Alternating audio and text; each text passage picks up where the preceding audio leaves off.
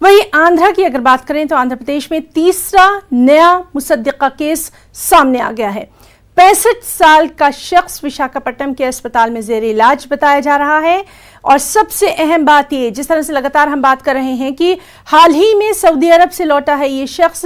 आज सुबह इनका हेल्थ बुलेटिन जारी किया गया। 12 मार्च को मक्का मुकर्रमा से लौटे थे ये।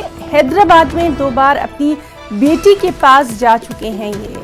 और हमारे साथ मौजूद हैं हमारे नुमाइंदे इसहाक भी।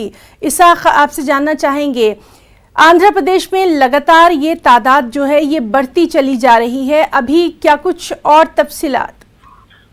देखा जाए तो कल दूसरा केस जो ओंगोल में रजिस्टर हुआ, आज जो सुबह में जो हेल्थ बुलेटिन ने गवर्नमेंट तरफ से, हुकूमत तरफ से दी गई, उसमें तीसरा केस जो है ना विशाखापट्टनम के चेस्ट हॉस्पिटल में रजिस्टर हुआ बोल रहे हैं। और जो वहाँ पे और 3 मरीज जो है ना इसी जो कोरोना के लक्षण से वहाँ पे है। और जो विजयनगरम में भी कल एक रिपोर्ट आई थी कि वहाँ की एक मरीज को भी ये कोरोना के लक्षण आए। जो सैंपल्स जो है ना तिरुपति और पुणे भेजे हुए हैं, वही आना जरूरी है। और दूसरी तरफ जो कल जो गुंटूर और जो ओंगोल का मामला जो है, उसमें देखा जाए तो गुंटूर और नेल्लूर, ये दोनों के बीच में जो शख्स है वो आरटीसी बस में फिरा बोल के इंफॉर्मेशन आई, जिसके तहत नेल्लूर के जो अस्पताल में जो आरटीसी उस मुलाजिम है और दूसरे लोग जो आरटीसी बस में वो रोज ट्रैवल किए थे, उन लोगों को भी टेस्ट करवाने के लिए हिदायत दी गई है। और दूसरी तरफ देखा जाए तो आज से जो आंध्र प्रदेश के हर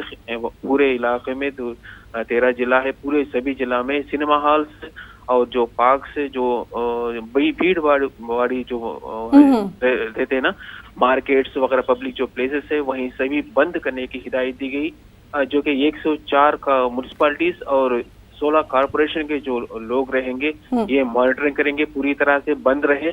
और आवाम को भी एहतियात के तौर पे बोला गया कि जरूरी है तो बाहर आना, नहीं तो नहीं बोल के। और दूसरी तरफ जो रेलवे स्टेशन और बस स्टैंड पे जो है ना थर्मल स्कैनिंग रखी गई है। जो भी लोग ट्रेन से बाहर आ रहे हैं, उनको थर्मल चेकिंग के जरिए चेक करने के बाद ही वहां से भेज रहे। अगर किसी तरह का शक या किसी तरह के खांसी या जुकाम दिखाई देता है तो तुरंत उनको जो आइसोलेटेड वार्ड है हुकूमत के तो सरकारी। जी साहब, तो बहुत बहुत शुक्रिया अदा करना चाहेंगे आपका तमाम तरह जानकारी के लिए। और आज क्या कुछ हालात रहते हैं आंध्रा में, उस पर भी नजर हमारी बनी रही।